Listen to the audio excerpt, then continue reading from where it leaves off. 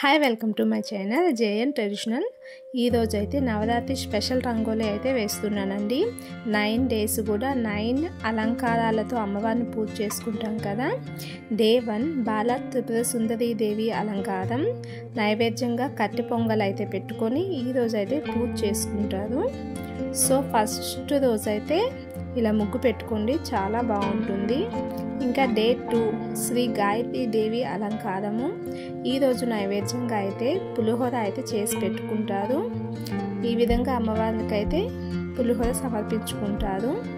Day 3 మనకి అన్నపూర్ణ దేవి అలంకారం అయితే వస్తుందండి.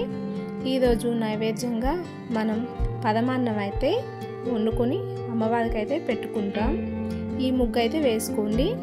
డే 4 మనకి శ్రీ కాత్యాయని దేవి అలంకారము నైవేద్యంగా వడలు అయితే సమర్పించుకొని పూజ చేసుకుంటారు. ఇక డే 5 శ్రీ మహాలక్ష్మి దేవి అలంకారం అండి. నైవేద్యంగా కేసరి అయితే పెట్టుకుంటారు. నేను లక్ష్మీదేవి పాదాలు వేసి ఇలా ముగ్గు అయితే పెట్టాను. ఇక డే 6 మనకి శ్రీ లలితాదేవి అలంకారం అండి. నైవేద్యంగా దద్దోజనం పెట్టి అమ్మవారికి అయితే పూజ చేసుకుంటారు. ఇక డే 7 అయితే శ్రీ సరస్వతి దేవి అలంకారం అండి.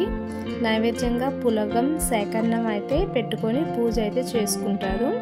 ఈ ముగ్గు అయితే వేసుకోండి. ఇంకా డే 8 మహాచండీ దేవి అలంకారము నైవేద్యంగా చక్కెర పొంగల్ అయితే సమర్పించుకొని పూజ అయితే చేసుకుంటారు. ఇలా అమ్మవారి రూపాన్ని అయితే నేను ముగ్గులో అయితే పెట్టుకున్నాను. అలానే డే 9 శ్రీ మహిషాసురమర్దిని దేవి అలంకారము. ఈరోజు బెల్లం అన్నం అయితే చేస్తారు. త్రిశూలంలా నేనైతే ముగ్గు పెట్టుకున్నాను. ఇంకా డే 10 అయితే దసరా అండి. ఈ దసరా రోజు దుర్గాదేవికి అయితే పూజ అయితే చేసుకుంటారు. చాలామంది ఆయుధ పూజ, వాహన పూజలు అయితే ఈరోజు చాలా ప్రత్యేకంగా అయితే చేసుకుంటారు.